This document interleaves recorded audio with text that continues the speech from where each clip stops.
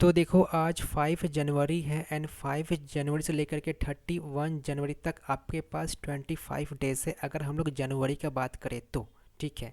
And Feb के month में आपके पास 28 डेज है। ओके। एंड हम लोग मार्च का बात करें तो मार्च में आपके पास 31 डेज है। तो देखा जाए आपके पास कितना टोटल डेज है अभी से लेकर के। ठीक है। तो आपका यहाँ पर 25 हुआ प्लस 28 हुआ प्लस 31 हुआ, तो कितना हो रहा है बताइए? 84 डेज हो रहा है। अब देखिए 84 डेज में हो सकता है आप किसी दिन पढ़ने का मन नहीं किया या कई सारे फेस्टिवल्स आ रही है तो उसमें आप लेज़ी पड़ गए। तो मान के मैं चलता हूँ कि आपके पास लगभग 75 डेज बचा हुआ है। ठीक है, मैं अप्रॉक्स पकड़ता हूँ। तो 75 डेज बचा हुआ है, जहाँ पर मैं 4 + 5 यानी कि 9 डेज में एलिमिनेट कर दिया। आपका हो सकता है पढ़ने का मन नहीं किया, लाइक फेस्टिवल्स आ रहा है तो कुछ कारण की वजह से आपको कुछ करने का मन ही नहीं किया उस दिन। तो ऐसे टोटल 9 डेज़ को मैं पकड़ रहा हूँ। तो देखा जाए तो आपके पास टोटल 75 डेज़ बचा हुआ है। तो इन्हीं 75 डेज़ में आपको डब्ल्यू का प्रिपरेशन करना है। अब मैं आपको बार बार बता रहा हूँ कि अप्रैल का महीना में आपको मतलब कुछ नया चीज़ सीखना ही नहीं है। मतलब ये नहीं कि आप कॉन्सेप्ट सीख रहे हो, कुछ ये कर रहे हो वो कर रहे हो, मतलब सिर्फ और सिर्फ रिवीजन के लिए रखना हुआ टाइम। वैसे अगर आप 12th के बच्चे हो एंड आप वेस्ट बंगाल से बिलोंग कर रहे हो तो आपको तो पता ही है कि आपका जो बोर्ड्स एग्ज़ाम है ना वो अप्रैल का स्टार्टिंग में हो रहा है। तो आपके पास जो टाइम रहेगा ही नहीं। लेकिन जो ड्रॉपर के बच्चे हैं, वो ये सोच रहे हैं कि मैं अप्रैल के महीना में भी मैं मतलब नया कॉन्सेप्ट सीखूंगा। तो आप 3 साल क्या पढ़ाई की है, मैं ये बता रहा हूँ ना। तो अगर आप 3 साल पढ़ने के बाद भी आप सोच रहे हो कि लास्ट टाइम में मैं कुछ और सीखना चाहता हूँ, तो आप बड़ी गलती कर रहे हो। ओके। तो 75 डेज ही बचा हुआ है अगर आप 12th के बच्चे हो या ड्रॉपर हो। एंड इन्हीं 75 डेज में आपको फिजिक्स, केमिस्ट्री एंड मैथमेटिक्स पर टाइम इन्वेस्ट करना पड़ेगा। फिजिक्स हो गया, केमिस्ट्री हो गया एंड मैथमेटिक्स हो गया। तो देखा जाए तो हर एक सब्जेक्ट में लगभग 25 चैप्टर्स है। किसी में 22 है, किसी में 23 है, किसी में 25 है। तो देखा जाए तो मतलब लगभग 75 चैप्टर्स हो रहे हैं ना। क्यों? तो देखा जाए आपके पास एक दिन में एक चैप्टर स्पेंड कर रहे हो, यानी कि आपको एक चैप्टर एक दिन।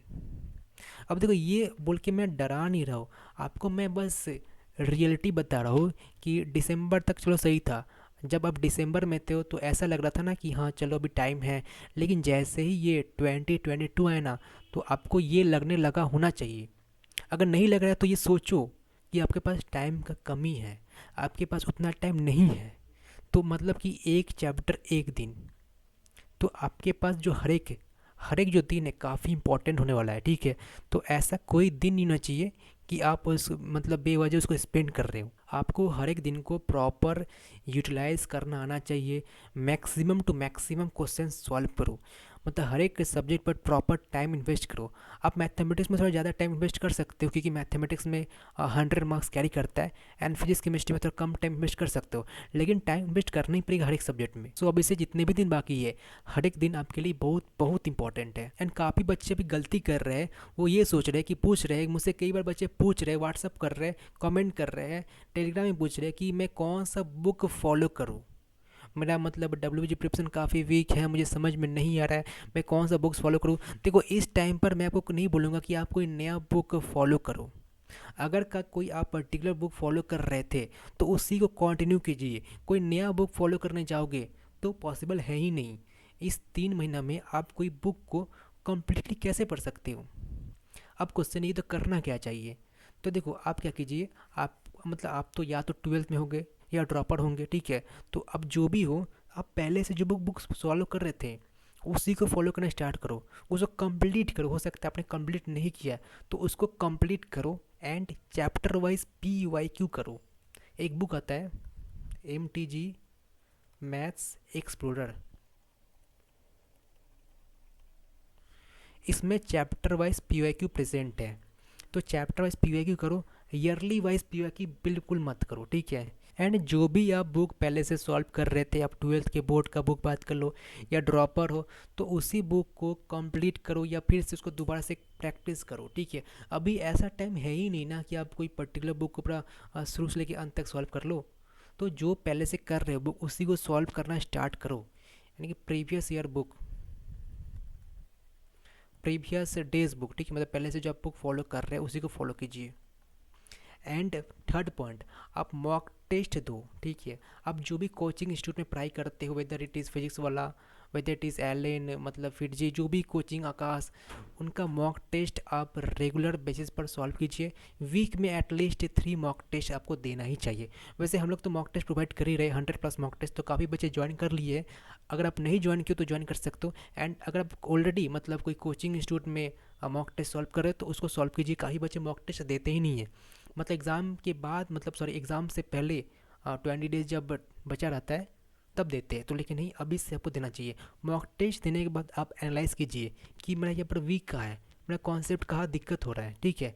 तो आपको एनालाइज करना आना चाहिए, तभी आप इम्प्रूव कर सकते हो। एंड फोर्थ पॉइंट, काफ़ी बच्चे नहीं करते DPPs। अब तुम जहाँ भी पढ़ाई करते हो आपको तो डेली प्रैक्टिस पेपर मिलता ही होगा, ऐसा नहीं कि आपको नहीं मिलता है।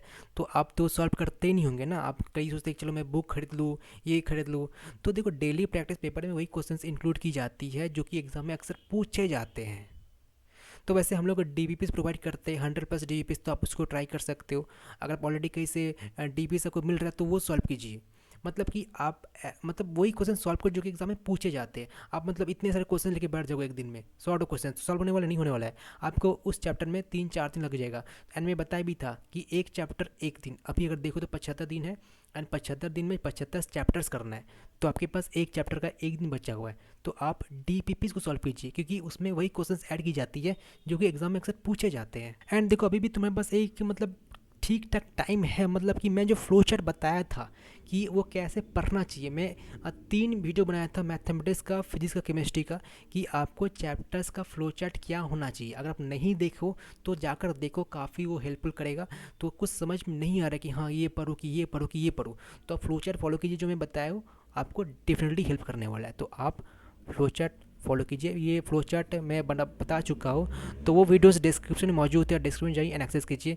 एंड वैसे भी मैं क्रैश कोर्स स्टार्ट किया भी हूँ, क्रैश कोर्स WBG बच्चों के लिए स्टार्ट किया हो, तो वहाँ पर मैं जो इंपॉर्टेंट क्वेश्चंस है वही डिस्कस करता हूँ। ऐसा नहीं कि मतलब बेवजह कोई क्वेश्चन डिस्कस करो जो कि एग्जाम में आने वाला है ही नहीं। तो जो स्पेशल एग्जाम में, जो WBG के एग्जाम में जो आता है, कॉन्सेप्ट जो रिपीट होते हैं, मैं उन्हीं क्वेश्चंस को इंक्लूड करता हूँ क्रैश कोर्स में। तो क्रैश कोर्स के जो क्लासेस है वो अटेंड जरूर कीजिए। तो मैं जितना भी पॉइंट बताया हूँ, अगर ये फॉलो करती हो तो आपका जो 75 डेज है वो काफ़ी इफेक्टिव हो जाएगा,